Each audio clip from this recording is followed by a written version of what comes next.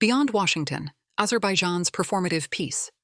Article by Tatev Hayrapetyan, published on October 24, 2025 on EVN Report. More than 2 months have passed since Armenian and Azerbaijani leaders met in Washington under U.S. mediation, culminating in the signing of a declaration facilitated by President Donald Trump. The declaration, and the opportunities it presents, are important and welcome. However, beyond the congratulatory statements and endorsements from international actors, what truly matters are the developments on the ground. Before the Washington Declaration, I argued that the regime in Baku continued to hold the peace process hostage, and events since then have borne this out. As anticipated, no comprehensive peace agreement was signed, only an initialing by the foreign ministers of both countries. Immediately after the D.C. meeting, the Azerbaijani side resumed using preconditions and hostile rhetoric. This article examines the indicators that typically reflect Baku's stance on peace and considers whether any substantive progress toward a lasting settlement has been made. It's important to highlight the contrast between President Aliyev's rhetoric when standing next to President Trump or other international partners and the language he uses upon returning to Azerbaijan. His policies are largely shaped by the rhetoric he uses for his domestic audience, rhetoric that is often backed by action. The entire Nagorno-Karabakh negotiation process proves this. He spoke of peace, but ultimately started a war. These insights can help us form a more comprehensive and accurate picture behind the optimistic peace narratives and public declarations surrounding U.S. mediation. State-level anti-Armenian rhetoric in Azerbaijan. Does it persist? While seated beside President Trump, Ilham Aliyev, well known for his long-standing propaganda of animosity toward Armenia and the Armenian people, and with a well-documented record of hate speech, stated on August 8th, "I'm sure that Armenia and Azerbaijan will find the courage and responsibility to reconcile, and the people will also reconcile. We will turn the page of standoff, confrontation, and bloodshed, and provide a bright and safe future for our children." This was undoubtedly a significant statement. However, it bears little resemblance to the reality of Baku's autocratic regime and its entrenched hostility toward Armenians. Ironically, and regrettably, just days later, on August 21st, Aliyev delivered his first domestic speech following the D.C. Declaration. In it, he referred to Armenians by saying, "This society is sick, and I am saying this openly." Over the course of an hour-long speech, Aliyev called Armenians enemies at least 4 times and portrayed them as brutal. He emphasized that nothing will be forgotten, stressed the need for further militarization, and glorified war, even praising the ethnic cleansing of Armenians from Nagorno-Karabakh. This was not the only instance of inflammatory rhetoric following the Washington meeting. On October 7th, at the 12th Summit of the Council of Heads of State of the Organization of Turkic States, OTS, held in Gabala, Aliyev stated, "We will never forget the occupation by Armenia. We will forever hold the memory of our martyrs close to our hearts. We avenged their blood on the battlefield. We expelled the occupiers from our ancestral lands, achieved a brilliant victory, and secured a just peace." Let's be honest. This narrative does not align with the rhetoric and promises Aliyev made while sitting beside President Trump. Such a drastic shift in tone raises serious concerns about Azerbaijan's sincerity in building lasting peace and fostering reconciliation. It also underscores the persistent presence of state-level hate rhetoric in Azerbaijan that directly undermines commitments made on international platforms.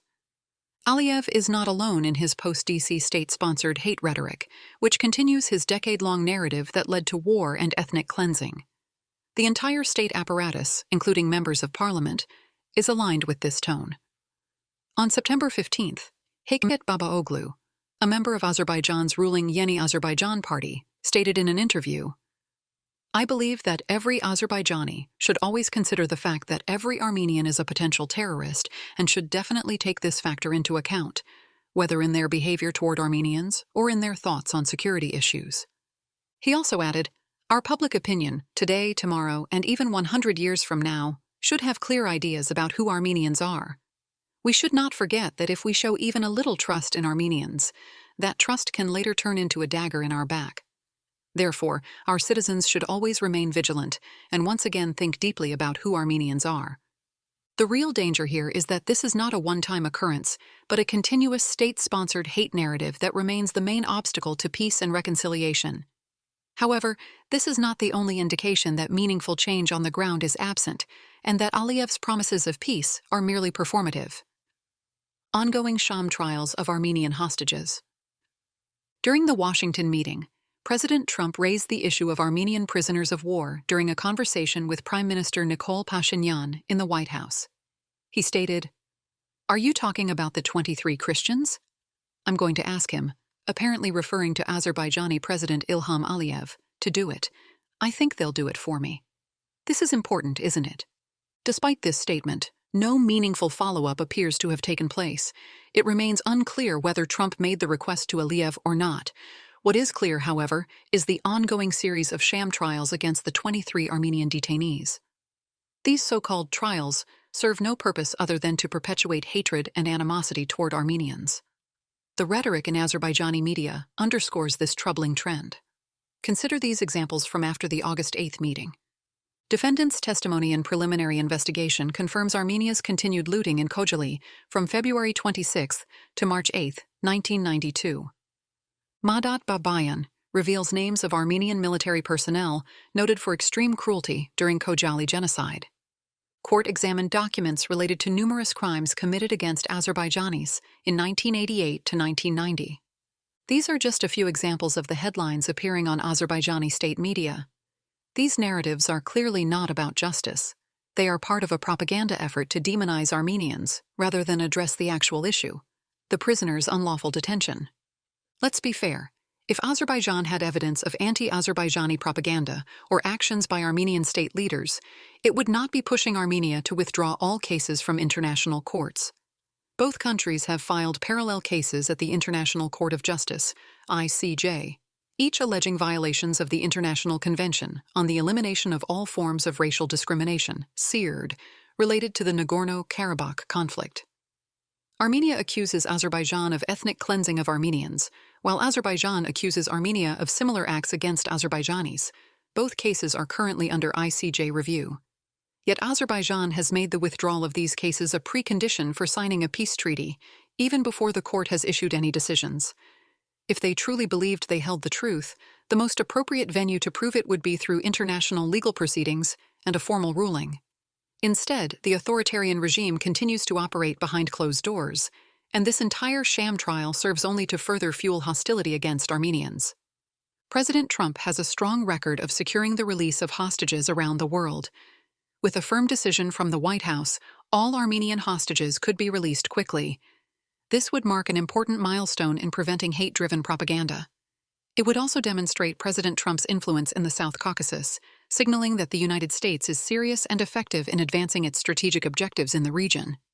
This is where decisive action from President Trump could play a crucial role in building real peace. Western Azerbaijan, muted after August 8th. The narrative calling the Republic of Armenia, Western Azerbaijan, rests on the false claim that Armenia was never present in this region before. Present-day Armenia is our land. Ilham Aliyev has been one of its chief promoters, most notably reiterating this rhetoric on December 24, 2022. Over the past few years, this revisionist narrative has become deeply embedded in Azerbaijan's educational system, shaping how a new generation of Azerbaijanis is taught to perceive Armenia, not as a neighbor, but as a territory belonging to Azerbaijan's ancient land. Following the Washington, D.C. declaration and Aliyev's meeting with the U.S. president, the so-called Western Azerbaijan community, a group known for its expansionist rhetoric, sent a congratulatory letter to Aliyev. In it, they praised him. Thanks to Your Excellency's iron fist, resolute political will, high leadership skills, the unity of the Azerbaijani people, and the invincible power of our heroic army, the glorious victory you won in the patriotic war has elevated Azerbaijan to a worthy position among the world's states. The letter appeared on the official presidential website, but only in Azerbaijani. Although the site operates in 3 languages, Azerbaijani, English, and Russian, this letter was never translated. The omission appears intentional. While the message reinforces domestic narratives of triumph and aggression, its tone and content could have raised serious concerns abroad. Days later, on August 14th, certain Azerbaijani media outlets and pro-government ones active on X began circulating false claims. They alleged that, following the August 8th accords, the Azerbaijani government had decided to dissolve the Western Azerbaijan community and abandon related territorial claims. This was untrue. Even Azerbaijani MP Aziz Alikberli, who leads a state-sponsored organization promoting expansionist narratives toward Armenia, publicly rejected it. On August 15, he stated, "This is complete fake news. Such claims come from Armenia. The Western Azerbaijan community will issue a statement on the matter." Notably, Azeri Times, a pro-government Azerbaijani page on X with more than 20,000 followers and the main outlet spreading the false information, never shared or acknowledged Alikberli's official denial. This disinformation campaign was likely aimed primarily at an international audience. It attempted to create the illusion of a retreat from a dangerous and expansionist narrative, one that remains very much alive within Azerbaijan's internal discourse. Consider some concrete examples. The television channel Western Azerbaijan consistently spreads false information about Armenia while promoting an expansionist narrative. In one program, the hosts thank the Azerbaijani Ministry of Education for its work on the Western Azerbaijan concept, emphasizing the importance of raising a new generation with this ideology. In another segment, the Armenian city of Vedi in the Ararat region of Armenia is falsely presented as an Azerbaijani city. In yet another program, the channel covers the presentation of the first volume of the book Western Azerbaijan Heritage at the 11th Baku International Book Fair, reinforcing the same revisionist message. This is not the only media outlet engaged in such propaganda. Baku TV, a key government propaganda outlet, runs a series called Western Azerbaijan Chronicle, which features daily broadcasts presenting various territories of Armenia as part of Azerbaijan. These programs are part of a broader, state-driven effort to normalize territorial claims and spread expansionist ideology, directly contradicting the international commitments President Aliyev has made, including those in Washington. This is further evidence that Azerbaijan's leadership is not preparing its population for peace or reconciliation. On the contrary, it is raising a new generation steeped in expansionist narratives directed against Armenia. Why TRIPP turned into the Zangezur corridor after Washington. The fourth point of the joint Washington Declaration signed by all three leaders clearly states, "The Republic of Armenia will work with the United States of America and mutually determined third parties to set forth a framework for the Trump Route for International Peace and Prosperity (TRIPP) connectivity project in the territory of the Republic of Armenia." Standing beside Trump, Aliyev publicly affirmed this commitment, stating, "TRIPP will unlock strategic economic opportunities that will create long-term benefits. It will promote infrastructure investment, enhance regional connectivity, and strengthen U.S. leadership as a champion of conflict resolution." Shortly after the meeting, however, Aliyev reverted to using terminology that implies territorial claims against the Republic of Armenia, rhetoric that is deeply problematic for the Armenian public. He resumed referring to the so-called Zangezur corridor, a term that has no connection to the terminology or agreements made under President Trump's mediation. For example, at the 12th Summit of the Organization of Turkic States on October 7th, just 1 month after the D.C. meeting, Aliyev stated, "In this context, one of the key outcomes of the Washington Summit was the opening of the Zangezur corridor. This corridor is significant as a new transport artery and serves as a second route within both the Middle Corridor and the North-South Corridor. Yet no such corridor was promised to Aliyev at the Washington Summit." On August 10th, Azerbaijani state television aired a segment on its flagship Sunday program covering President Trump's mediation and the peace process.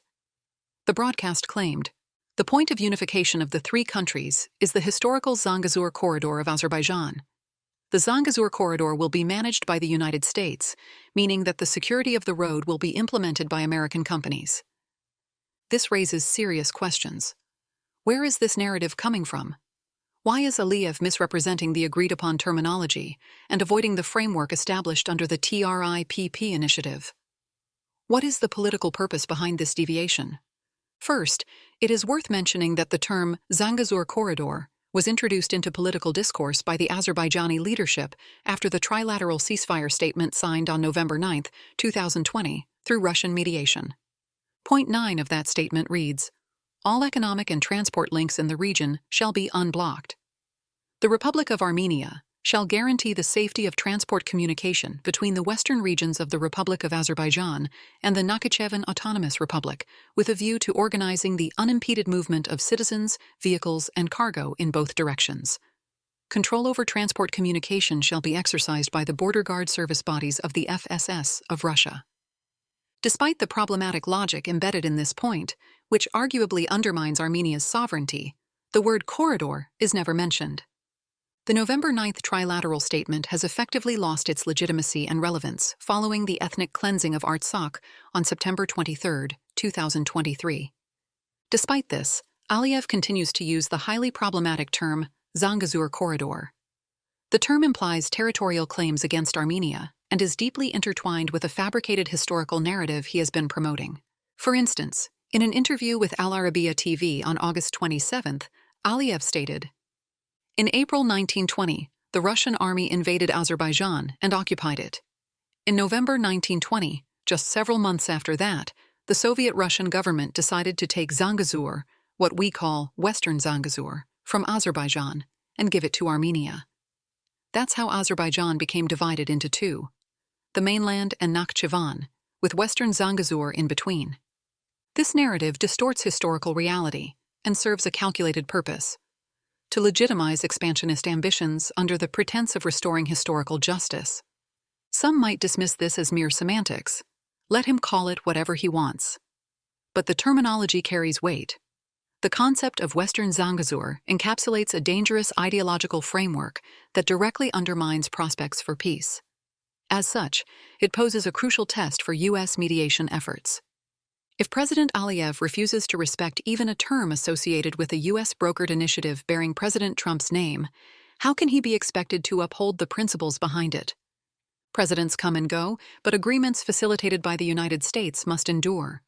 To ensure that they do, they must be reinforced through tangible safeguards, preventive mechanisms, accountability frameworks, and, when necessary, sanctions or other diplomatic instruments at Washington's disposal. Azerbaijan bans peace discourse while increasing military budget. Bahruz Samadov, a prominent peace advocate, was sentenced to 15 years in prison on charges of treason and alleged ties with Armenians. He remains imprisoned with no hope of release, even after peace was supposedly achieved between Armenia and Azerbaijan. Azerbaijani independent researcher Vafa Nagieva notes, "Against this backdrop, peace in Azerbaijan may be welcomed symbolically, but many questions are still left unanswered. For instance, when someone criticizes corruption, or challenges election fraud, or tells a fraudulent MP, 'You have stolen votes,' will they still be branded as pro-Armenian or a traitor? Or will the government invent a new narrative to delegitimize dissent? This is an often underestimated but crucial aspect of the peace process. If people in Azerbaijan are being jailed for speaking out in favor of peace and reconciliation, how can one believe the leadership's intentions for lasting peace are sincere?